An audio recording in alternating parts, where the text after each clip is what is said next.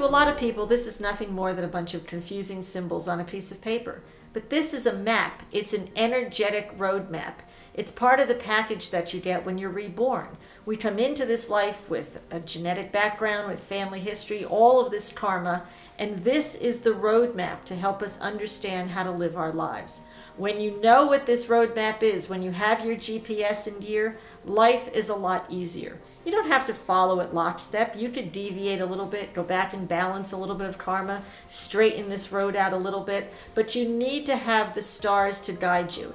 It's my passion to help you figure out what your map is, what your stars are saying for you, to help you make the road a little bit easier.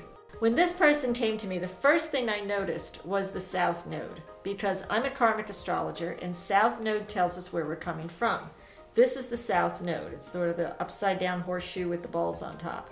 So she's got South Node in Scorpio in the 8th house. And conjuncting that, or right next to that, is Chiron in retrograde in the 8th house in Scorpio. What did I just say? Very easy. Your South Node is where you're coming from karmically. So someone with a Scorpio South Node has lived lives of drama and intensity and these passionate battles and life and death struggles. Scorpio lives on a very dramatic stage. So we see already some of her personality because we have a cellular memory of what we've lived. Now, next to that is Chiron. Now, Chiron is an asteroid. It was discovered in 1977, and it vibrates to, and I hate this term because it can sound very ooty-spooty, but it's a sacred wound issue, okay? Basically what that means is, okay, I broke my arm, doctor said it, doctor surgery and whatever they do, and it's healed. But when I go like this, my arm really hurts, but I don't want to go back to the doctor. You know, I know he's going to reset it, he's going to open it up again. I'll live with it, but ouch, every time I do this. And we bury that pain, we ignore it.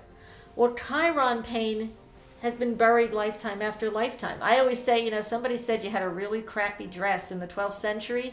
You don't remember that, but you remember the pain that builds up. So Chiron is a deep, deep inner pain. Now this Chiron is retrograded, because that's the little RX there in red. That means a retrograded planet, or asteroid, or symbol, whatever we're dealing with, whatever heavenly body we're dealing with. A retrograde is actually an astronomical term. It means that that planet, or whatever we're talking about, looks like it's going backwards in the sky. Okay, so here's the sun. We're zipping around the sun on the ecliptic. They're zipping around the sun on the ecliptic. And sometimes when we look at that planet, it looks like it's going backwards. It's not, but we perceive it as such. That's a retrograde. In karmic astrology, a retrograde is a pause for karma. So it's something, it's a karma that needs to be rebalanced. So now this person is carrying like a double dose of the chironic wound issue. And it's in Scorpio. Intensity, passion, power plays, all those things I said about Scorpio. So this is someone with intense passion, intense desires, but also someone who has deep wound issues about their own power. So this person in particular has spent her life giving up her power to everybody.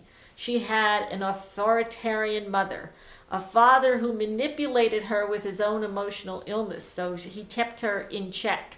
Her first husband kept her like in this box. This is what my wife should be. Very domineering, very controlling. You see the power issues. And then she had a second husband who said, I don't feel like working anymore, and you need to support me. And she did for 12 years. When I explained the karmic imbalance, the cellular memory, she was finally able to get her life moving in a direction that served her. She balanced that karma. She moved out of the South Node of Scorpio. And there's nothing bad about your South Node, but you just don't want to keep reliving that same thing over again. If you're going to go through all the aggravation of reincarnating, you want to move on. You don't want to go into the second grade again and again and again. And that's where she was moving. And that's the kind of stuff that just by knowing just 2 of those symbols can help you in your life path. If you'd like me to be your guide on your life's journey, drop me an email or visit my website today. Thank you.